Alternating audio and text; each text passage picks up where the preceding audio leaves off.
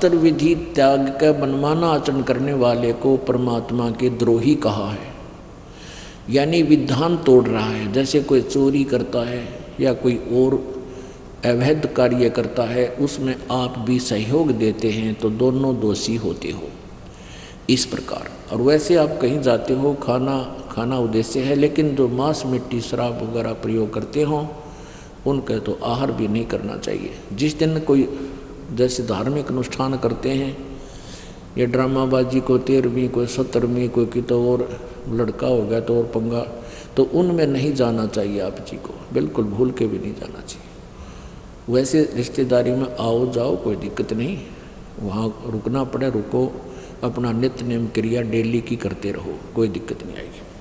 तो क्या बताते हैं, अब आप किसान का भी कार्य करते हो, आप दुकान का भी कार्य करते हो, मजदूर भी का भी कार्य करते हो, नौकरी भी करते हैं, तो उसके लिए परमात्मा ने ये मंत्र बता रखे, इनकी साधना करते रहिए। जो मांगे सो भड़ुआ कहिए, दर दर फिरे अज्ञानी, और योगी योग संपूर्ण, जिसका जो मांग न पीवे पानी। पुण्यात्माओं, इस दास को सन 1994 में दीक्षा देने का आदेश मेरे पूज्य गुरुदेव जी ने किया था। उस समय ये दास सर्विस करता था जूनियर इंजीनियर सिविल की पोस्ट पे, और सत्संग पाठ करने का आदेश 1993 में दे दिया था। उस दिन से आज तक इस दास ने किसी के सामने एक नए पैसे की डिमांड नहीं की, ना किसी की पर्ची काटी, और ना ही किसी से न्यू का 10 रुपये दान करते हैं। अब परमात्मा कहते हैं जो मांगे सो बढ़ुआ कहिए, दर दर फिरे अज्ञानी, और योगी योग संपूर्ण, जिसका जो मांग ना पीवे पानी। कहते हैं भक्त, योगी माने भक्त, संत वही है जो मांग का पानी भी ना पीवे। परमात्मा आगे तागे व्यवस्था रखे। आप देख रहे हो परमात्मा की कृपा से, क्योंकि आप जी को ऐसा मंत्र दिया जाता है, परमात्मा तुरंत आपको लाभ देना शुरू कर देता है। फिर ऐसा ज्ञान दे रखा है कि 10वां अंश गुरु को दीजिए, जीवन जन्म सफल कर लीजिए। यही वेदों और पुराणों का विधान है, लेकिन पूरे गुरु के बिना दिया हुआ दान फलता नहीं। तो आप जी को परमात्मा इतने ठाठ कर देता है, इतने सुख देता है, जो आपके बीमारी पर 50,000 रुपये लगने थे और 500 रुपये की दवाई से आराम हो गया। दवाई का तो बहाना किया परमात्मा ने, फिर आपके अंदर ये उत्सुकता पैदा हो गई है, भगवान तो 50,000 का ऑपरेशन बोल रखा था और ये परमात्मा बंदी छोड़ की दया से मेरा ठीक टल गया। तो गणा नहीं था, 10,000 रुपये देने की नीत आपकी मन में होगी, कम से कम 10 तो मालिक के दे दूँ। वो बाढ़ में जाने थे या धर्म में लागेंगे। तो कहते हैं करे करावे साइया मन में लहर उठा, और दादू से दर्जीव के आप बगल हो जा। आप पे तो आपको नुकसान से बचावे, और फिर प्रेरणा करे बेटा 2 पैसे दान भी कर बेटी, तो फिर वो दान करावे, और उस दान के प्रतिफल में फिर आपकी कैसी आपत्ति से रक्षा करेगा। जैसे द्रौपदी जो अपने पिता के घर पे थी, कंवारी थी, मालिक को पता था इस बेटी के आने वाले प्रारब्ध में बहुत भयंकर एक कर्म है, तो परमात्मा ने पहले लीला करती, स्नान करने जाया करती, हजारों से ली साथ जाती थी गंगा के ऊपर। उसके पिता ने घाट बनवा रखा था, जनाना घाट स्नानार्थ। तो वहाँ एक अंधा महात्मा कहते 100 छल छिद्र मैं करूँ अपने जन के काज। आप पे पहुँच गए परमात्मा वहाँ अंधे का रोल करके, और एक लंगोट तन पे, और वो इतने पानी में पहले स्नान कर रहे थे। फिर लड़कियों की आवाज़ सुनी, सुबह सुबह की बात है, जैसे सूर्यास्त होने से कुछ पहले। तो साधु संत ने सोचा भाई लड़कियां आ गई और तू एक वस्त्र ओनली कोपिन है तेरे पास, और वस्त्र है नहीं, तू गहरे पानी में हो जा। वो थोड़ा सा गहरे पानी में हो गया, और गहरे पानी में जब चला गया तो उसकी वह मलमल का नहावा था, वो लंगोट टूट गया और वो बह गया पानी में। निवस्त्र हो गया महात्मा, खड़ा है पानी जल में। अब कहते हैं साधु दर्शन राम का मुख पर बसे सुहाग, दर्श उन्हीं को होते हैं जिनके पूर्ण भाग। अब द्रौपदी ने देखा कि संत स्नान कर रहा है, और पुण्यात्मा जो होती हैं भगत और संत को देख कर घनी खुश होया करें, और निकम्मी आत्मा संत और भगत जड़ा करें, बूंदिया चिकटी जड़ी कहा करें, वो पाप कमाया करें। तो द्रौपदी ने सोचा साधु स्नान कर रहा है, इतना नहा लेगा, मैं भी स्नान कर लेती हूँ। अब द्रौपदी ने स्नान कर लिया, सारी सहेलियाँ ने स्नान कर लिया, तो बाहर निकली तो फिर देखा वो साधु दिखा, जो फिर याद आ गई, वो हो संत जी तो स्नान ही कर रहे हैं। फिर लड़की ने अपने कपड़े बदले, जो साड़ी बांध कर गई थी वह नहा धो वह तो सुखा दी, कपड़े ताजे नई साड़ी जो बांधी। फिर क्या देखती है कि सामने साधु खड़ा है और ये नहा भी नहीं रहा है, ऐसे हाथ मार रहा है। वो न्यों सोचा था संत कि कोई कपड़ा बह के आ जा और अपने पर्दे पर लपेट कर मैं यहाँ से चला जाऊँ, और शर्म का मारा वो इतने पानी में चला गया कि मैं निवस्त्र हूँ। लड़कियाँ साथ में नहा रही हैं और लज्जित होएंगी, मुझे शर्म आ रही है, इतने पानी में चला गया। और वो ऐसे हाथ मार रहा था, ऐसे ऐसे लंबे लंबे हाथ करके। लड़की ने सोचा संत जी स्नान नहीं कर रहे, ये तो कोई वस्तु ढूंढ रहे। फिर अपनी ध्यान दृष्टि से विचार किया कि ओहो महात्मा तो निवस्त्र है, बाहर कोई कपड़ा है नहीं, और ये शर्म के मारे बाहर नहीं आ रहा, और मैं बोलूँगी तो घने शर्मिंदे हो जाएंगे, जब थोड़े से आगे चले गए तो बह जाएंगे पानी में, ये शर्म बहुत मान रही है। तो द्रौपदी ने क्या किया, अपनी साड़ी में थे, अपनी ही साड़ी में थे, एक गट का, एक बेलांत का, यानी 9 इंच लगभग कपड़ा पाड़ा, ऐसे चौड़े पड़ते हैं, और वो पानी में बहा दिया। अब वो हाथ जरूर मार रहे थे पर दिखाई नहीं दे रहा था, वो साथ से निकल गया। लड़की ने दूसरा कपड़ा पाड़ा, तीसरा पाड़ा, चौथा पाड़ा, यानी 1-2 बेलांत में लगभग 1.5 फुट पाट जा गई। 7-8 ऐसे 7-8 कॉपी टाइप की पाट पाट के कपड़े डाल दिए। साधु संत का हाथ नहीं लगे क्योंकि वो ब्लाइंड था। तो उसमें क्या किया, एक लंबी लकड़ी लाई उठा के, और एक बेलांत का और कपड़ा पाड़ा, एक गठ का, और लकड़ी का लपेटा दिया, और धीरे धीरे धीरे धीरे महात्मा जी जैसे हाथ कर रहे थे ना, उस हाथ के आसपास कर दिया वो कपड़ा। संत ने ऐसे कपड़ा पकड़ा और शुक्र मनाया, हे भगवान बड़ी दया करी आपने, बड़ी दया करी। अब उसने देखा अंधे के हाथ जो आँखों के काम करा करें, उसने देखा कि यो वैसे बहा हुआ आया नहीं है कपड़ा, ये तो किसी बेटी की साड़ी है, और उसने मेरे लिए ही इस आकार का, कोपीन के आकार का, लंगोट के आकार का पाड़ के दिया है। अब उस महात्मा ने वो कपड़ा अपने पर्दे पर लपेटा और आशीर्वाद दिया हृदय से कि बेटी आज तले मेरी इज्जत रखी है, भगवान तेरी इज्जत रखे, और तुझे गहनाए दे, यू कपड़े गहनाए वस्त्र दे। अब कहते हैं साधु बोले सहज सुबह,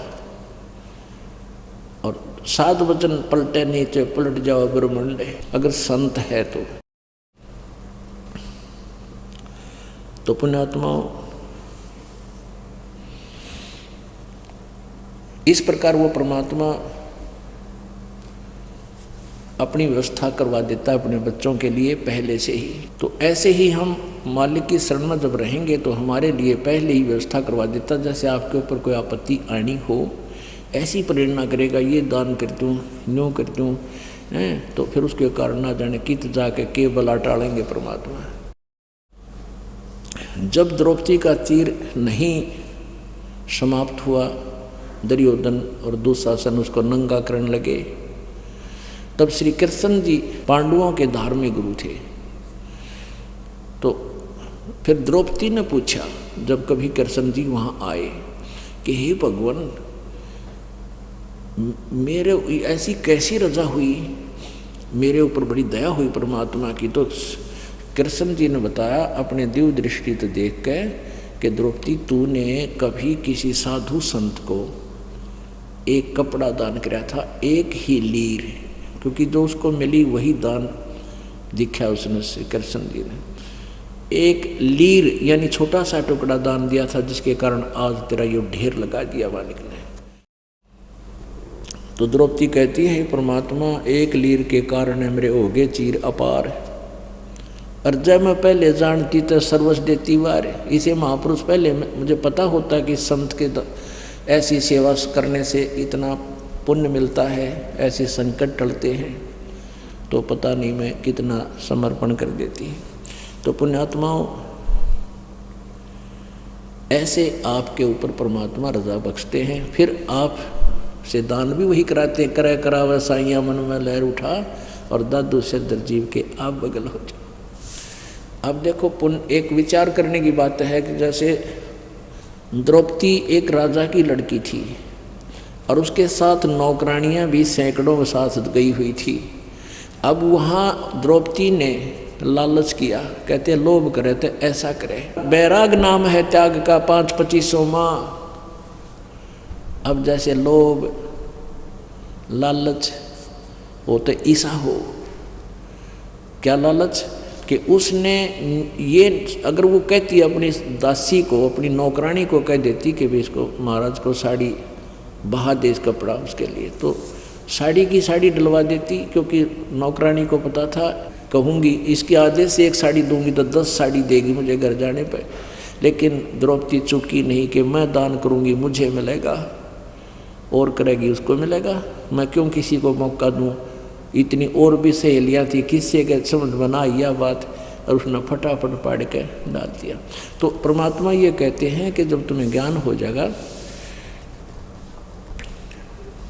तो अपने कर्म, अपनी क्रिया को आप पहचान जाओगे कि मैं करूँगा तो मुझे मिलेगा। अब यहाँ जैसे सेवा करते हो, अब तो क्योंकि काफ़ी दिन में ये प्रवचन हो पाते हैं, इस करके एकादा बल्ला आलसी भी हो गए हैं भगत। नहीं तो यह सेवा जो है भक्त हाथ से जो करते हो, जैसे रोटी पोती बहने, सफाई करते हो, यहाँ आश्रम साफ करते हो, मैट बिछवाते हैं, किसी भी प्रकार की कोई क्रिया है तो उसको अपनी कमाई समझें, यह भक्ति मार्ग में बहुत काम आती है। अब जिसका जैसा दाव लगे, बर्तन साफ करने का टाइम लगे बर्तन साफ करे, और भी झाड़ू जप्पा जहाँ भी कोई सुविधा सी लगे वहीं ठाक अपना काम तुरंत लग जा। एक तो अभिमान टूटेगा, अभिमान सबसे बड़ा शत्रु है इस प्राणी का भक्ति मार्ग के अंदर। तो जैसे आप कोई चवन्नी पड़ी हो कौन छोड़े, यानी यह सेवा न सोच लो, रुपया पड़े आपके लिए, और जो करेगा उसी को प्राप्त होगा, और पाप कटे, दुख दूर हों, सतगुरु की सेवा तो भाग्याण मिला करे। तो इस प्रकार अपनी सेवा करें। जो मांगे सो भड़ुआ कहिए, दर दर फिरे अज्ञानी, और जोगी जोग संपूर्ण, जिसका जो मांग न पीवे पानी। कहते वो परम संत है जिसने पानी भी मांग कर पीना ना पड़ा। भगत परमात्मा के बच्चे आगे खड़े रहें। तो ये ज्ञान कहाँ से होता है? न्योड़ी नाद सुभान गति, ये लड़े भुअंग हमेश, जड़ी जान जगदीश है व्यस नहीं व्यापै शेष। अंश गवन करते नहीं मान सरोवर छाड़, कौवा उड़ उड़ जाते हैं वो खाते मांसाहार।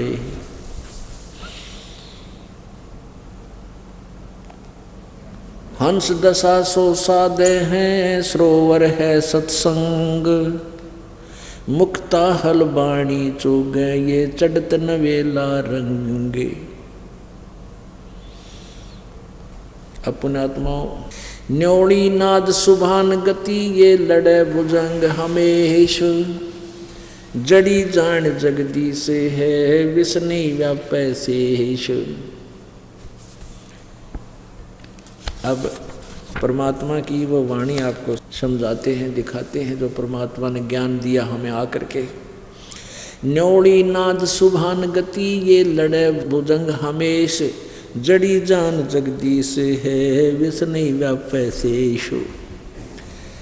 अभी आपको बता रहे थे कि जो सत मंत्र जिसके पास है उसके ऊपर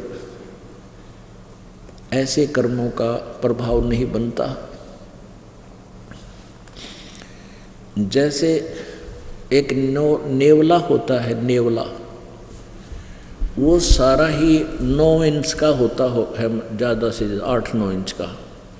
और एक सर्प होता है लगभग 10 फुट लंबा, 12 फुट लंबा, 8-8 फुट लंबा, इतना मोटा तगड़ा। आपने देखा भी होगा, सुना भी होगा कि सर्प को नेवला मार देता है। और कितना अंतर है उनकी शक्ति में।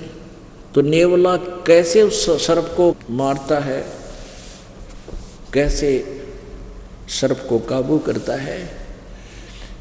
अब नेवला सर्प को उस समय छेड़ता है, आसपास किसी झाड़ी में एक ऐसी जड़ी होती है, अगर सर्प उसको सूंघ ले बेहोश हो जाता है।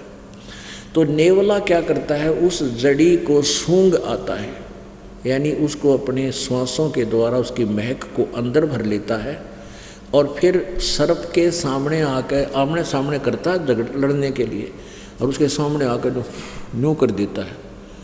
अब वह श्वास के द्वारा छोड़ी हुई गंध व महक जड़ी की सर्प को ऐसे चक्कराने लग जाती है। फिर वो फिर दौड़ के जाता है और फिर सूंघ आता है, फिर आकर उसके न्यू करता करता उसके ऊपर बैठ जाता है, उसकी मुंडी पकड़ लेता है सर्प की, और सर्प बेकाबू हो जाता है, क्योंकि जड़ी की महक के कारण वो विवश हो जाता है, वो कोई भी क्रिया नहीं कर पाता। तो परमात्मा कहते हैं आपको इस सतनाम रूपी मंत्र के द्वारा इस काल रूपी अजगर के साथ लड़ाया जा रहा है। और ये श्वास के द्वारा या जड़ी छोड़ते रहना, ये काल यानी कोई भी कर्म, ये कर्म काल के द्वारा लगाए गए हैं, ये कर्म आपको हानि नहीं करेंगे। वो काल सीधा नहीं आपको आके मारता, उसने ऐसे कर्म बना रखे हैं जिनसे आप पर मर जाते हो, अपने कर्म में फंस जाते हो। तो इस मंत्र के श्वास के द्वारा जो छोड़ी जाती है गंध, फिर यह आप पर असर नहीं करती, इन कर्मों को, पाप कर्मों का नाश करती है। इच्छा कर मारे नहीं, बिन इच्छा मर जा। ये ना सोचियो कि तुम भी बकरे काटने लग जाओ, तुम्हारा तो असर को नहीं हो, नहीं, ऐसे नहीं होगा। इच्छा कर मारे नहीं, बिन इच्छा मर जा, कह कबीर तास का पाप नहीं लगा। आप पैदल जा रहे हो अपने घर को, खेत को, कार्य में, मजदूरी पर, दुकान पर, नौकरी पर, कार के माध्यम से पैदल जा रहे हो या किसी भी व्हीकल से, तो आपके द्वारा उस सफ़र में जितने भी जीव मरे, आपका उद्देश्य मारना नहीं था, आप अपने कर्तव्य कर्म के लिए जा रहे थे। तो जैसे आड़ी हल जोतता है, एक हलाई आपको बताई 200 फुट लंबी, 20 फुट चौड़ा क्षेत्र, उसको बढ़ने में, संवारने में इतना पाप होता है, 1000 कसाईयों को लगता है। लेकिन उसके पास ये मंत्र है, उसका उद्देश्य वहाँ मारना नहीं है, लेकिन उसका क्षेत्र है, उस क्षेत्र में कोई आता है, मरता है, तो वो उसका मारना उद्देश्य नहीं है। ऐसे वो पाप अगर नाम नहीं ले रखा तो वो सब पर पाप लगेगा। इसीलिए जैसे जब तक सत भक्ति नहीं आपके पास, सतनाम की भक्ति नहीं है, तो आप पर पुण्य भी और पाप के दोनों अकाउंट खुले हैं। बैड अकाउंट में पाप लिखे जाएंगे, गुड अकाउंट में पुण्य, आपको दोनों भोगने पड़ते हैं। आप जी को कई बार दिखाया है महावीर जैन जी का इतिहास, उसकी जीवनी। वो 30 करोड़ बार गद्दा बना, 60 करोड़ बार गद्दा, 30 करोड़ बार कुत्ता, 20 करोड़ बार बिल्ली, बिरण कितने लाख बार हाथी हैं और शिकारी। अब 80 लाख बार केवल देवता बना। अब वो इतने पाप क्यों, इतने दुख क्यों भोगे पशुओं पक्षियों के? क्योंकि वो पाप भी भोगे और पुण्य भी भोगे। पुण्य से देवता बन गया, पाप से गधा कुत्ता सुअर पता नहीं कितने दुख पाया। और परमात्मा कबीर जी की भक्ति से, इस सतनाम की भक्ति से, पूर्ण संत से लेकर, वैसे नहीं किसी नकली संत से लेकर कोई असर नहीं करेगी। साधना करने से फिर ये पाप नाश हो जाते हैं, नष्ट हो जाते हैं। प्रतिदिन आप अपने कर्म करते हो, प्राणी मरते हैं, जानकर नहीं मारे जाते, मारना नहीं चाहिए। सर्प को भी नहीं मारा बगैर नूना दिखा तुझे हानि पहुंचाएगा, इतने जाने दे उसको। आपको हानि पहुंचाने की स्थिति में आ गया, आपके घर में बढ़ गया, आपके कपड़े में बढ़ गया, तो कोशिश करे निकल जा, नहीं निकला तो बेसिक मुंडी छेद दे, कोई दिक्कत कोई नहीं। क्योंकि आपका उद्देश्य उसको मारना नहीं था, अपना बचाव करना भी आवश्यक है। अपने बचाव के लिए हम टेबलेट खाते हैं, उनसे भी अंदर जीवाणु मरते हैं, मरो, वो हम न मारन आए थे, मर जाओ, हम अपनी टेबलेट ऐसे ले रहे हैं। तो इस प्रकार कोई पाप नहीं लगता। और फिर हमारे पास इच्छा कर मारे नहीं, बिन इच्छा मर जा, फिर मंत्र भी हैं। जो नाम नहीं ले रहे उनके दोनों असर करेंगे, उनको तो असर करेंगे ही करेंगे वो। तो इस प्रकार आपको बहुत बाईपास निकाला जा रहा है। न्योड़ी नाद सुभान गति, ये लड़े भुजंग हमेशा भुवंग। सांप के साथ कहते हैं नेवला लड़ता है छोटा सा, और जड़ी जान जगदीश है, विष नहीं व्यापै शेषो। कितने उदाहरण क्या देना चाहा परमात्मा ने, समझा का रहे हैं कि ये सतनाम की परमेश्वर की जो जड़ी है, यो नाम उसकी जड़ी है, वह जिससे यो पाप नाश हो जाते हैं, कर्म नाश हो जाते हैं, आपको हानि नहीं करते।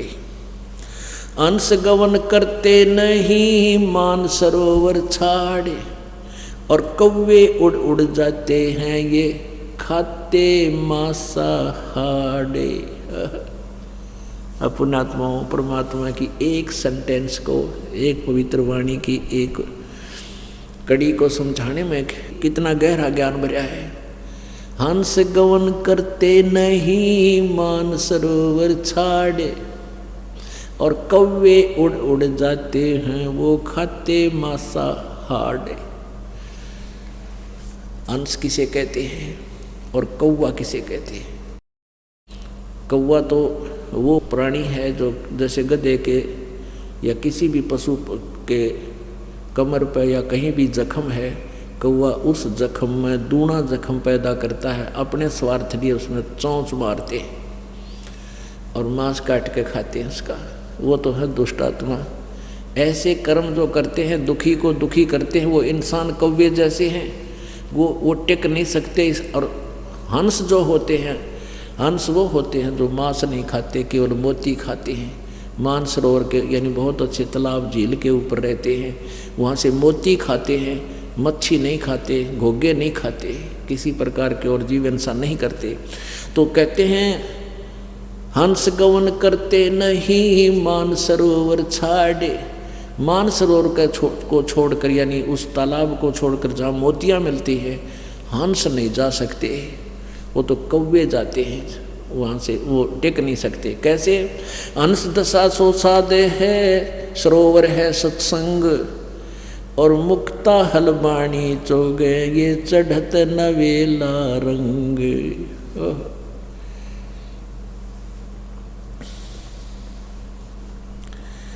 हंस दशा तो संत हैं, भक्त हैं, और सरोवर है सत्संग, ये सत्संग रूपी, ये वो झील है, ये सतलोक आश्रम बरवाड़ा, ये वो सरोवर है जहाँ पर मोक्ष रूपी मोती यहाँ पर मिलते हैं। तो यहाँ वो हंस नहीं जा सकते इस स्थान को छोड़ के, हंस नहीं जा सकते सतलोक आश्रम बरवाड़ा को छोड़कर, इस संत की किसे दूर नहीं हो सकते दास से, क्योंकि उनका आहार मोती है। अंश गवन करते नहीं, मान सरोवर छाड़े, और कौवे उड़ उड़ जाते हैं, वो खाते मांसाहारे। जो कौवे रूपी जीव हैं वो यहाँ टेक नहीं सकते, वो कुछ दिन तक बुगले भगत की तरह भगत दिखेंगे, फिर थोड़े ही दिन में और आप चल जाएंगे कि छोड़ जाएंगे या रुक नहीं सकते, क्योंकि उनका उद्देश्य कुछ और है। माया के पुजारी हैं और बकवादा नहीं छूटती, किसी पर बीड़ी नहीं छूटती, किसी पर शराब नहीं छूटती, किसी पर लोभ मोह नहीं छूट रहा है, तो वो कव्य रूपी प्राणी हैं, वो नहीं टिक सकते, वो निकल जाते हैं, वो छोड़ जाते हैं। लेकिन जो पुण्यात्मा हैं, हंस हैं, जिन्होंने दूध पानी छान लिया है, सत्य मार्ग को समझ लिया है, उनकी दशा फिर ऐसी हो जाती है, बंदी छोड़ दयाल जी तुम तक हमारी दौड़े, जैसे काग जहाजे का अब सूझे और न ठोड़े। जैसे समुद्री जहाज में, पहले समुद्री जहाज में, अब भी ऐसा ही होता है, समुद्री जहाज जब चलता है उसमें कौवे बैठे रहते हैं। समुद्री जहाज काफ़ी लंबा चौड़ा होता है, उसी में कई कई दिनों का रसोई भोजन का सामान वही खाते हैं, वही पीते हैं, वही उस टुकड़ा डाल देते। तो कुछ पहले समय में क्या होता था कि दिशा सूचक यंत्र होते थे, तो उन दिशा सूचक यंत्र आगे जा कर के कभी वो डिस्टर्ब हो जाया करते थे। जहाँ कोई मैग्नेटिक रॉक आ जाती, चुंबकीय चट्टान आ जाती, तो उसकी दिशा बदल जाती थी उस दिशा सूचक यंत्र की। तो उसकी पहचान करने के लिए कि हम दिशा ठीक जा रहे हैं या नहीं, तो कौवे का प्रयोग करते थे जहाज के चालक। और कौवे रोटी खाने के लालच में उस जहाज में बैठकर चल पड़ते हैं, और वो जानबूझकर भी टुकड़ा उनको डालते थे, कौवे यहाँ बैठे रहे ताकि हम सुबह अपने, क्योंकि वो रात के समय जो सफ़र करते थे जहाज से, तो सुबह सूर्य उदय होने पर वो ये चेक करना चाहते थे, चेक कर लिया करते थे कि हमारा दिशा ठीक है कि नहीं। उसके लिए वो क्या करते थे कि कौवे को डले मार कर, पत्थर मार कर उड़ा दिया करते थे, विवश कर देते थे जहाज से उड़ने के लिए। तो कौवे में गुण होता है कि वो जहाँ से चला था, जिस दिशा से चला था, वो फिर उसको अंदर ही अंदर उस दिशा का नक्शा मैप बनाता रहता है। मैं किधर से आया था, जाना पड़ जाए तो मैंने वापस भी तो जाना है। तो वो उसी दिशा में, एग्जैक्ट उसी दिशा में फ्लाई करता है, उसी दिशा में उड़ता है। तो जहाज के व्यक्ति वो जहाज के चालक अपने दिशा को सेट कर लेते यदि कोई डिस्टर्बेंस होती कि कौवा गलत नहीं हो सकता, तो इसलिए कौवे को बैठा कर ले जाते थे और कौवे के फिर डले मार देते थे और जहाज चलता रहता था। तो कौवा कुछ देर तो उस दिशा को उड़ता था जिस दिशा से वो चला था, फिर देखता जहाँ तो क्यों इतने 200-300 किलोमीटर सफ़र कर जाता है जहाज, उसको कहीं और छोर दिखाई नहीं देता, किनारा भी नहीं दिखता। तो कुछ देर तो उड़ता है वो 1 किलोमीटर, आधा किलोमीटर, फिर कहीं भी उसको ठिकाना नहीं दिखता। तो वापस आकर के वो जहाज ही उसको ऐसा सफल दिखाई देता जहाँ उसकी जान बच सके, नहीं तो जहाँ पर भी बैठे वहीं डूब कर मर जावे। तो पुण्यात्माओं, जब आपको तत्व ज्ञान हो जाएगा, आपकी ऐसी स्थिति आ जाएगी जैसे काग जहाज कायब तक है न जीत हो रहे। पूरे विश्व में आज इस दास के अतिरिक्त ये पूर्ण मोक्ष मार्ग ना ये तत्व ज्ञान किसी के पास नहीं। ये अभिमान नहीं, ये सत्य समझना। और अनजान लोग इस सत्य को अभिमान मानते हैं। कुछ दिन के बाद ये सारी सेटिंग ठीक हो जाएगी। अभी तो ये अनाड़ी संत सब भी प्रत्येक ही यूँ कहता है कि मेरे बगैर, मेरे सिवाय किसी के पास ज्ञान ही नहीं है। अब कुछ दिनों में यह सारी पोल खुल जाएगी इनकी। तो क्या बताते हैं, हंस गवन करते नहीं मान सरोवर छाड़। जो हंस है, हंस में एक गुण होता है, आप दूध में 1 गिलास दूध में 1 गिलास पानी डाल दो, उस पानी को छोड़ देगा, दूध को पी लेगा। और कोई दूध से पानी अलग करने का और कोई तरीका नहीं, लेकिन उसके अंदर, हंस के अंदर ये गुण परमात्मा ने दिया हुआ है। तो कहने का भाव, दूध पानी छान लेना, यानी सत्य असत्य का निर्णय करके जो इस मार्ग पर लगा है वो उसको इस पृथ्वी पर कहीं स्थान दिखाई नहीं देगा, वो नहीं जाएगा स्थान को छोड़कर। कव्य रूपी जीव हैं, उन्हें बकवाद चाहिए, वो यहाँ वो टिकते नहीं, वो फिर यहाँ छोड़कर चले जाते। अंश दशा तो साधे हैं, ये सरोवर है सत्संग, मुक्ता हलबाणी चोगे ये चढ़त नवेला रंगी। ये इतनी कहते मोती रूपी ये अमृतवाणी को सुनते हैं, चुगते हैं, खाते हैं, ग्रहण करते हैं कानों के माध्यम से, फिर कहते नया रंग चढ़ा, प्रतिदिन नई आस्था बढ़ती जाती है, वो फिर इस स्थल को छोड़कर नहीं जा सकते। अब क्या बताते हैं, आदरणीय गरीबदास साहिब जी ने परमेश्वर कबीर जी का साक्षात्कार किया। परमेश्वर कबीर जी का साक्षात किया, सतलोक में परमात्मा को देखा, और फिर परमेश्वर कबीर जी ने अपनी स्थिति से उनको परिचित करवाया आदरणीय गरीबदास साहिब जी को। गांव छुडानी, जिला झज्जर, हरियाणा के अंदर एक महान आत्मा परमात्मा का बच्चा हुआ, उसको परमेश्वर आकर मिले थे सतलोक से। अपने आत्माओं, ये एक पूरा कोर्स है आध्यात्मिक तत्व ज्ञान का, इसको आपके समक्ष रखना जरूरी है। अब ये सत्संग आज का प्रारंभ हुआ, आपको बताया था कि परमात्मा वो लीला करते हैं, कबीर जी वो लीला करते हैं जो हमारे सदग्रंथों में वर्णित है कि परमात्मा पूर्ण ब्रह्म परम अक्षर ब्रह्म ऐसी लीलाएं किया करता है। और वो लीलाएं कबीर परमेश्वर के अतिरिक्त किसी भी जिनको हम भगवान मानते थे किसी के इतिहास में नहीं है, किसी की जीवनी में नहीं है। अब क्या बताया है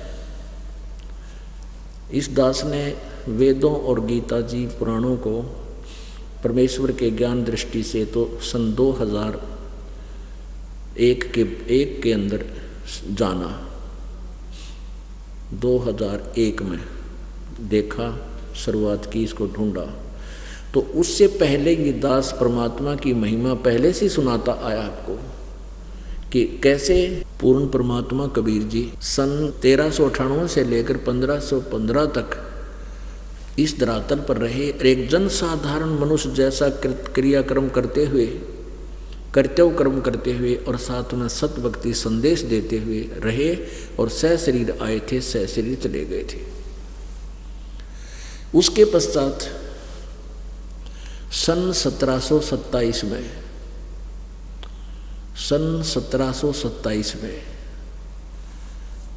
लगभग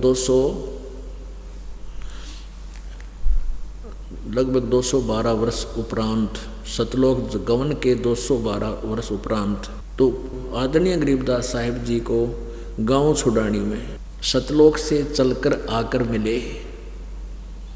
सन 1727 में गरीबदास साहिब जी 10 वर्षीय बालक अपने ही खेतों में गायें चरा रहे थे और परमेश्वर कबीर जी अपने तत्व ज्ञान को सुनाने के लिए अपनी प्यारी आत्माओं को आकर मिलते हैं, जिनको वो ज्ञान दे सकते हैं, जिनके उनका विशेष लगाव होता है, उन्हीं को आकर मिलते हैं, फिर अपने यथार्थ स्थान से परिचित कराते हैं और फिर वो प्यारी आत्मा कबीर परमेश्वर की कलम तोड़ महिमा गाते और सुनाते हैं, आंखों देखा हाल बताते हैं।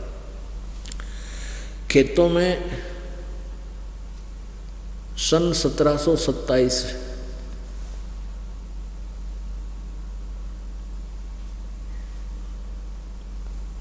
फाल्गुन उतरते की द्वादशी,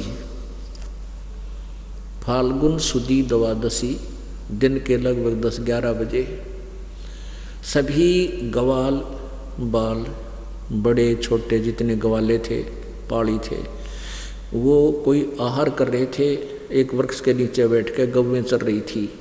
परमात्मा पूर्ण ब्रह्म एक साधु संत का रूप बनाकर, जिंदा महात्मा का रूप बना करके वहाँ आकर प्रकट हो गए, थोड़ी दूरी पर आते हुए दिखाई दिए। जब वो वहाँ पहुँच गए तो उन पालियों ने, ग्वालों ने कहा, महाराज जी बैठो, आहार करो। परमात्मा ने कहा, भी आहार तो मैं करके आया हूँ, आहार नहीं करूँगा। तो कहने लगे, जी दूध तो पीना ही पड़ेगा। अब थोड़ा शॉर्टकट में बताऊँगा। तो परमात्मा ने कहा, भी अगर दूध पिलाना है तो कुंवारी गाय का पीऊँगा। तो ग्वाले कहने लगे, बाबा जी तेरी नीत दूध पीने की, कोई ना बकवाद करो, आप तो मजाक करते हो हमारे साथ। कुंवारी गाय कभी दूध देती है? परमात्मा बोले, भाई आप कह रहे थे ना दूध तो पीना ही पड़ेगा, तो पिला दो, पीऊँगा। गरीबदास जी 10 वर्ष के बालक थे, खड़े हुए एक कुंवारी गाय को ले आए। कुंवारी बच्चिया 2-1 साल की, 1.5 वर्ष की, और कहने लगे, गुरु महाराज जी देखियो ना, जिसका बच्चा आज तक या कभी ब्याही नहीं है, दूध कैसे देगी? परमात्मा बोले, ये बर्तन साफ कर रखा तुमने? कहा जी ये बर्तन साफ करके रखा हुआ, खाना खा लिया, दो मांझ के रखा, इसको नीचे रखो, इसके सतन के नीचे रख।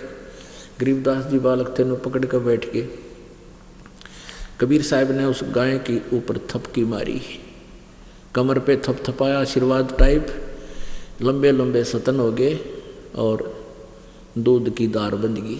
वो पात्र भर गया, 3-4-5 किलो का था, बंद हो गई। और सतन जो के तो लंबे हैं, दूध नहीं फिर रहा। तो गरीबदास जी ने कहा, लो महाराज जी पी लो आप। परमात्मा ने आधा दूध पिया, जितना पीना था, बाकी कहा ले भाई पालियो दूध पी लो, अमृत है ये यहाँ का नहीं, सतलोक से आता है, इस कंदूसपुर का नहीं है, सतलोक से आया है ये। अब वो पाली ने जो बड़े पाली थे जो 20, 30, 50 वर्ष के, कहने लगे हम ना पीवा पाप का दूध, बिना ब्याही गां का काट दिया जादू जंत्र का। वो तो उठ कर चले गए डर के मारे। अब गरीबदास जी कहने लगे ला मुझे दो भगवान, आपका जूठा दूध अमृत में कब कब मिला है। अब गरीबदास जी ने पी लिया जितना पीना था। फिर परमात्मा ने उसको ज्ञान दिया, समझाया बेटा ऐसे, यानी लंबी कहानी ना बना के कहने का भाव कि गरीबदास जी को परमात्मा ऊपर लेके गई, उनका शरीर वहीं रहा, आत्मा निकाल ले गई। ऊपर के सब लोग, ब्रह्मा विष्णु महेश के लोग, काल के 21 ब्रह्मांड, 7 संग ब्रह्मांड, अक्षर पुरुष के, और फिर सतलोक में प्रवेश किया।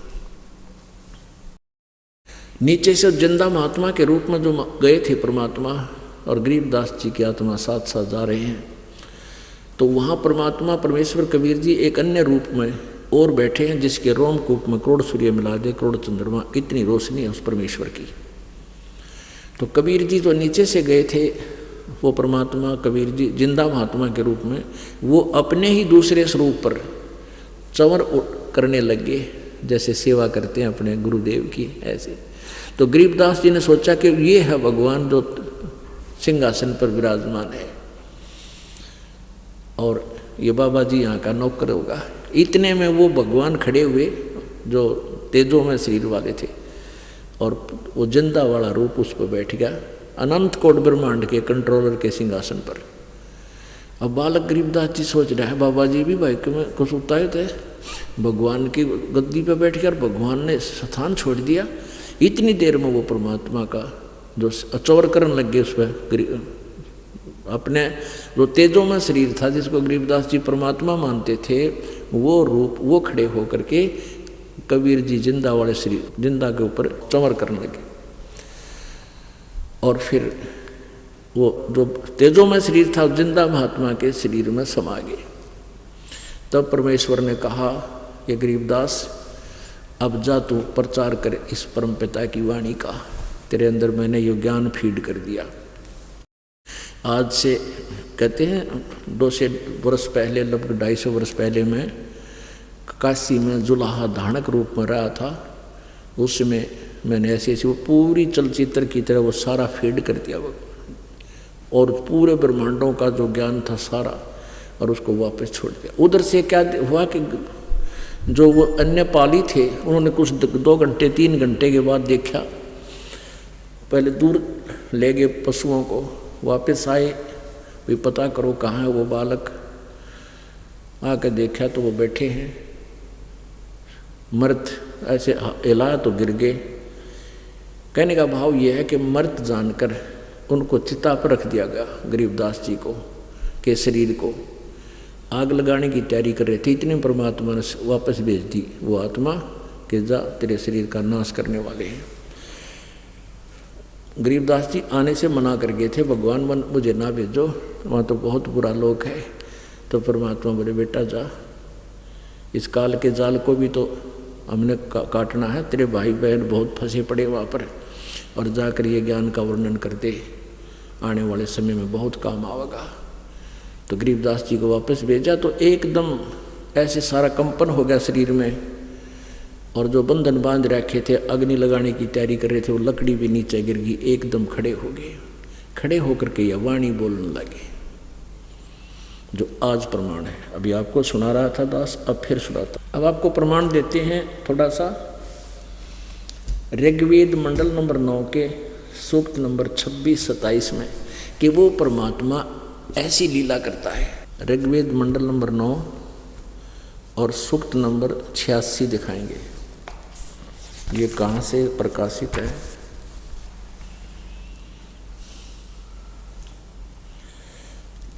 सर्वदेशी कार्य प्रतिनिधि सभा प्रकाशक हैं इसके, महर्षि सिद्धांत भवन, रामलीला मैदान, नई दिल्ली 2। ये महर्षि सिद्धांत सरस्वती कृत मुद्रक हैं, प्रिंस ऑफसेट प्रिंटर्स, 1510 फुटौती हाउस, दरियागंज, नई दिल्ली से। ऋग्वेद मंडल नंबर 9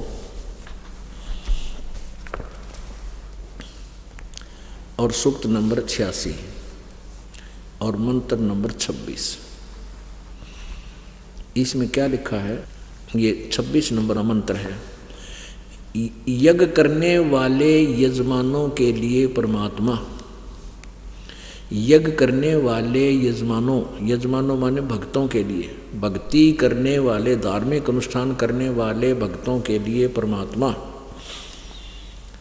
सब रास्तों को सुगम करता हुआ उनके विघ्नों को मर्दन करता है, उनके संकट का नाश करता है और उनको पवित्र करता हुआ और अपने रूप को सरल करता हुआ, यानी परमात्मा का वास्तविक रूप तो बहुत तेजों में है, उसको हल्का तेज पुंज का बनाकर आता है। वह कांति में परमात्मा कबीर, ये कवि शब्द का इन्होंने सर्वज्ञ कर दिया। कवि कभी भी कोई सर्वज्ञ नहीं होता। ये यहाँ हम इसको क्या लिखते हैं? कबीर अतो, हम लिखें यहाँ कबीर देव है, वो कबीर देव है, विद्युत के समान, विद्युत के समान क्रीड़ा करता हुआ। विद्युत माने बिजली के समान, यानी बिजली जैसी गति से चलकर वर्णीय पुरुषों को प्राप्त होता है। वर्णीय माने श्रेष्ठ, अच्छी आत्माओं को प्राप्त होता है, वहाँ से चलकर आता है अपने लोक तक। वो कहाँ रहता है? 27वें मंत्र में, ऋग्वेद मंडल नंबर 9 सूक्त नंबर 86 और मंत्र नंबर 26 आपने पढ़ा। अब 27 पढ़िए मंत्र। प्रेम, ये तो इन्होंने वैसे तो के मारे यहाँ से देखा, जो परमात्मा धूलोक के तीसरे पृष्ठ पर विराजमान है, वो वहाँ रहता है धूलोक में, यानी तेजों में लोक है ना, सतलोक, उसमें रहता है, वो वहाँ विराजमान है। हमने यहाँ से इतना ही लेना है। आगे देखो, ऋग्वेद मंडल नंबर 9 सूक्त नंबर 82 82, इसके मंत्र नंबर 1 में, ये मंत्र नंबर 1 में क्या कहा है कि जो सर्वोत्पादक प्रभु यानी सबका रचने वाला परमात्मा है, प्रकाश रूप है, यानी तेजों में शरीर है उस मालिक का, सद्गुणों की वृष्टि करने वाला, पापों के हरण करने वाला है, वह राजेव, राजा के समान, राजा के समान दर्शनीय है, देखने योग्य है, साकार है, और वह पृथ्वी आदि लोकांतरों के चारों ओर शब्दमान हो रहा है। वह वर्णीय पुरुषों को, जो दृढ़ भक्त है, जो वर्णीय पुरुष को, एक श्रेष्ठ भक्त को, श्रेष्ठ आत्मा को, जो दृढ़ भक्त है, उसको पवित्र करता हुआ प्राप्त होता है, उसको आकर मिलता है। जिस प्रकार विद्युत, आकाशीय बिजली का वर्णन है यहाँ पर, अब वर्तमान वाली विद्युत से नहीं, आकाशीय बिजली स्नेह वाले स्थानों को प्राप्त, आधार बनाकर प्राप्त होता है, उसी प्रकार परमात्मा गुण। कहने का भाव ये है इसका, ऋग्वेद मंडल नंबर 9 सूक्त नंबर 82 और मंत्र नंबर 1 में स्पष्ट कर दिया, परमात्मा साकार है और वो श्रेष्ठ आत्मा जो दृढ़ भक्त है, कति पक्के भगत है, एक बार ज्ञान सुन ले फिर टूटे को न तोड़े भी, उनको मिलता है। और फिर उनको कैसे, जैसे कहते हैं ना, वो आकाश की बिजली पड़ा करती है, अब भी वही विधान है आकाशीय बिजली का। अब ये कांसी के बर्तन रहे को ना, कांसी धातु थी एक पहले, थाली, बेले, कटोरी, गिलास, परात, परात तो नहीं होती थी, थाली, बेले, कटोरी ये हमने देखी, तो वो कांसी की होती थी। और वर्षा के दिनों में हमारी दादी माँ कहा करती कि थाली कांसी की बाहर मत छोड़ो, बिजली पड़ जाया करे, इस पर बिजली गिरती है उसके ऊपर। तो कहते हैं ऐसे ही जो विशेष धातु है जो बिजली को खींचता है, जहाँ बिजली गिर सकती है, इसी प्रकार वो श्रेष्ठ आत्माएं, अच्छी आत्माएं हैं, उस बिजली की तरह परमात्मा उन पर आकर पड़े, यानी उनको मिलता है और को नहीं मिलता, अड़ंगे बन ही पड़ते, यानी किसी कारणवश वो यहाँ आता है। क्या उद्देश्य होता है वाक्य देखो क्लियर कर रखा है। ऋग्वेद मंडल नंबर 9 और सूक्त नंबर 82 का मंत्र नंबर 1 आपने पढ़ लिया। आपने पढ़ दिया कि वो परमात्मा राजा की तरह, देखो कितना अच्छा ज्ञान दे रखा है वेदों में। इन नड़ंगा करने वाला ने समझा नहीं इसको ढंगता है। अब ऋग्वेद मंडल नंबर 9 सूक्त नंबर 82 का मंत्र 1 में कहा है कि जो सर्वोत्पादक प्रभु सबका को रचने वाला प्रकाश रूप है, तेजों में है, सद्गुणों की वृष्टि करने वाला, पापों की हरण करने वाला, पाप नाशक, और राजा की तरह यानी एक बहुत अच्छे समुदाय का जैसे मालिक होता है ऐसे वो राजा की तरह देखने योग्य है, सिंहासन पर विराजमान रहता है। और वह पृथ्वी आदि लोक लोकांतरों के चारों ओर शब्दमान हो रहा है वो, और वह वर्णीय पुरुषों को यानी श्रेष्ठ भक्तों को, जो दृढ़ भक्त हैं उन व्यक्तियों को आकर पवित्र करता हुआ प्राप्त होता है। जिस प्रकार विद्युत यानी आकाशीय बिजली स्नेह वाले स्थानों पर आधार बनाकर प्राप्त होती है, ऐसे फिर क्या करता है वो आकर के दूसरे मंत्र में कहा है, हे परमात्मन उपदेश करने की इच्छा से आप महापुरुषों को प्राप्त होते हो, तत्व ज्ञान देने के लिए आते हो, और आप अत्यंत गतिशील पदार्थ की तरह के समान हमारे अध्यात्म यज्ञ को प्राप्त होते हो। हे सर्वज्ञ आप कबीर हैं,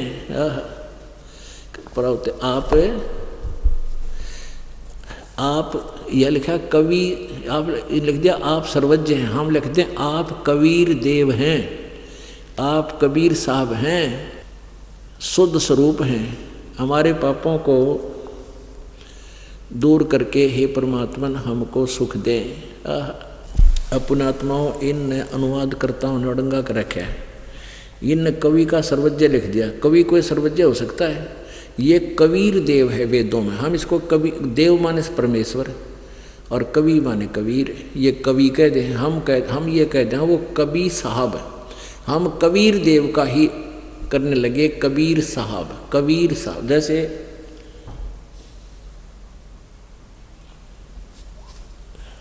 इस स्वामी दयानंद जी ने, ये देखिएगा, ये यजुर्वेद है, इन्हीं के द्वारा अनुवादित है, महर्षि दयानंद का अनुवादित है।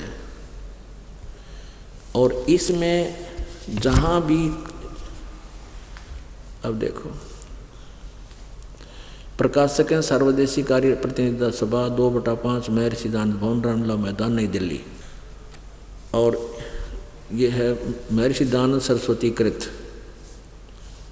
40 अध्याय सारे के सारे, और प्रिंस ऑफसेट प्रिंटर से मुद्रित है 1510 पटौदिया उदरियागंज नई दिल्ली से। अब इन्होंने क्या किया हुआ है ये देखिएगा, यजुर्वेद भाषा भाष्य, और ये है 36वां अध्याय, 63 अध्याय, 63 यानी 36वां अध्याय है। इसके प्रथम मंत्र में ये यजु शब्द है। इस प्रथम मंत्र में ऋचम वाचम च परपधे मनो यजु, इस यजु शब्द है, यजु। और यहाँ देखो इन्होंने ये यजुर्वेद लिखा है, ये देखिए, ये ऊपर रह की मात्रा है, और इसको ये मात्रा हटा दें तो यहाँ 2 बिंदी लगा देते हैं, तो हम इसको फिर भी यजुर बोल सकते हैं। ये देखो यजुर, यजुहु, तो यहाँ इन्होंने अनुवाद किया है, इस स्वयं ही स्वामी जी ने यहाँ लिखा है, यजु का अर्थ लिख दिया यजुर्वेद। ये बिल्कुल ठीक हो गया, क्योंकि यजु ये उस पुस्तक का बोध करा रहा है जिसमें ये ज्ञान भरा पड़ा है, तो वो यजु शब्द भी होगा तो अनुवादक लिखेगा यजुर्वेद के विषय में जानकारी है, यजु। तो हमने यहाँ जो कबीर देव है, यहाँ मूल संस्कृत में ये कवि शब्द लिखा है। ये देखो ऋग्वेद मंडल नंबर 9 सूक्त नंबर 82 का मंत्र नंबर 2, इसमें स्पष्ट लिखा है कि कबीर वेधस्या, कबीर वेधस्या। अब यहाँ ऋग्वेद मंडल नंबर 9 का सूक्त नंबर 20 इसका निर्णय करेगा आराम से। ये देखिएगा, ये देखो ऋग्वेद मंडल नंबर 9 और सूक्त नंबर 20 का मंत्र नंबर 1, इसमें लिखा है पर कबीर देव, ये देखो कबीर देव, हम इसको लिखते हैं कबीर साहब। हम बै को बै बोलते हैं अपनी लोकल लैंग्वेज में, तो हमने अब भ्रंश करके अपनी भाषा में कबीर देव माने परमेश्वर और कबीर माने कबीर, हम कबीर साहब कहने लगे। कबीर देव को कबीर साहब, इसमें कबीर देव लिखा स्पेशल कबीर साहब। तो ये इन्होंने सिर्फ इस बात पर आंट अड़ा कर बैठ गए कि कवि को कैसे कबीर शब्द कर दिया। तुम उसको कवि को कवि मानते हो, तो हम इस चीज़ को मानकर चलते हैं कि जो लोकोक्तियों के माध्यम से, कविताओं के माध्यम से अमृत ज्ञान प्रदान करता है वो पूर्ण परमात्मा है। और वो बनारस में आया था, वो वही, उसी को हम कबीर देव कहते हैं, वो है वो कवि। तुम कवि कहते हो, हम कबीर कहते हैं, परमात्मा वही है, बस इतनी सी बात है। तो यहाँ देखो लिखा है ऋग्वेद मंडल नंबर 9 सूक्त नंबर 82 में, फिर आगे हम मंत्र नंबर 2 में, हे परमात्मन उपदेश करने की इच्छा से आप ज्ञान देने के लिए महापुरुषों को मिलते हो आकर के सतलोक से चलकर बिजली की तरह गति से एक तुरंत आप अत्यंत गतिशील पदार्थ के समान यानी बिजली जैसी गति से पहुंचूंगा क्षण एक में, हमारे आध्यात्मिक यज्ञ को प्राप्त होते हैं। आप कबीर देव हैं। हम यहाँ कवि ना लिखकर हम लिखते हैं आप कबीर देव हैं, कबीर देव, कबीर साहब हैं, शुद्ध स्वरूप हैं। हमारे पापों को दूर करके हे अमर परमात्मा आप हमको सुख दे। अपने आत्मा परमात्मा को पहचानना पड़ेगा अपने, नो तो इतनी रोड़ा रोड़ा रखी बात इन्होंने, कोई किसी ने 4 ईंट ला दी, यो भगवान, हनुमान बता दिया यो भगवान, गणेश जी यो भगवान, कृष्ण जी यो पूर्ण परमात्मा। इवन इनकी हिस्ट्री से हम स्वयं परिचित होंगे तब ठीक है, जो जितना आदरणीय है उतना आदरणीय है, लेकिन पूज्य एक ही है हमारे लिए, पूर्ण परमात्मा। अब ये सारे प्रसंग का क्या उद्देश्य था कि हम परमात्मा को पहचानेंगे और ऐसे पहचानेंगे। अब कौन है वो परमात्मा? गरीबदास जी ने बताया कि वो कबीर है, सतलोक में देखा मैंने आँखों से, और उसकी महिमा ये ग्रंथ गा रहे हैं। तो क्या बताते हैं गरीबदास साहिब जी परमात्मा को आँखों देखकर? पंजा दस्त कबीर का सिर पर रखो हंस, यम किंकर चंपे नहीं उधर जात है वंश। पंजा दस्त कबीर का यानी अपने परमात्मा का आशीर्वाद वाला हाथ सिर पर रखो, यानी उसकी मर्यादा में रहो, उसके अतिरिक्त किसी को पूजो मत, तो आपके ऊपर मालिक का पंजा बना रहेगा और आपका कुल का कुल, आपके आने वाली पीढ़ियां भी पार हो जाएंगी। पंज कहते हैं 101 पीढ़ी को पार कर दूंगा, परमात्मा कहते हैं, जब तुम मेरे मार्ग पर ढंग से लगे रहे। क्योंकि आप ठीक टक्कर लग जाओगे तो बच्चे जो आपका संतान होएगी वो तो ऑटोमेटिकली फिर मालिक के अतिरिक्त किसी को जाने को नहीं, वो भ्रमित होंगे ही नहीं, उनकी संतान और दृढ़ होगी, उनकी संतान और बिल्कुल नो की नो, तो फिर परमात्मा का सही मार्ग, सही भक्ति आपको मिल गया, सारे पार हो जाओगे। पंजा दस्त कबीर का सिर पर रखो हंस, यम किंकर चंपे नहीं थारा उधर जाएगा वन से। कहते काल के दूत तुम्हारे निकट नहीं आएंगे, दूर तक देख कर टल जाएंगे आपको, जिसके पास ये सही मंत्र इस दास के द्वारा दिए हुए होंगे। दर्द बंद दरवे से है सतगुरु पुरुष कबीर, नाम लिए से बंद छुटे और टूटे जम जंजीर। यानी कबीर परमेश्वर के उपदेश प्राप्त कर लेने से आपके काल के बंधन छूट जाएंगे। वो बंदी छोड़ है, कर्म बंधन से छुड़ाने वाला है, और काल के जंजाल ये जंजीर, इसके कर्मों की बेड़ी, कर्मों की जो जकड़ है वो समाप्त हो जाएगी। कर्म आधार से आपको यहाँ फंसा कर रखता है, जैसे कर्म करे वैसे फल तुझे देता रहूँगा। परमात्मा कहते हैं हम इन कर्मों का नाश कर देंगे जो तो आपको यहाँ फंसा कर रखते हैं, और पुण्य आपके प्रफुल्लित हो जाएंगे। सतगुरु पुरुष कबीर हैं 3 लोक दर्द बंद दरवेश हैं ये सतगुरु पुरुष कबीर। दर्द बंद यानी दयालु, अपनी आत्माओं के लिए दुखी,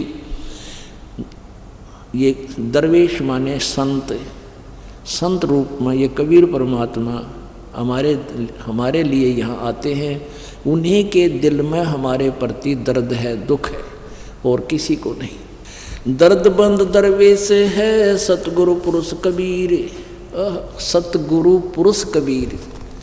अब इस वाणी को समझना बड़का खेल नहीं है। दर्द बंद दरवेश, दरवेश माने संत, और दर्द बंद माने हमारे दुख में दुखी केवल एक ही परमेश्वर है। और सतगुरु पुरुष कबीर, सतगुरु माने तत्व ज्ञान देने वाला, सच्चा ज्ञान देने वाला, और पुरुष माने परमेश्वर, और कबीर माने कबीर। यानी सारी संज्ञा बताई है परमात्मा की, सारे विशेषण बताए हैं कि वही सतपुरुष है और वही सतगुरु है, वही पूर्ण परमात्मा है, वो कबीर काशी वाला। सतगुरु पुरुष कबीर हैं 3 लोक तत्सार, कोट 49 पृथ्वी वो 14 भवन उधार है। सतगुरु पुरुष कबीर हैं 3 लोक तत्सार, 2-4 की क्या चले वे उधर हंस अपार। सतगुरु पुरुष कबीर हैं 4 युग परवान, ये झूठे गुरुआ मर गए होगे भूत मसान। झूठे गुरु के आश्रय कदे ना उधर जीव, सच्चा पुरुष कबीर है आज परम गुरु पीव।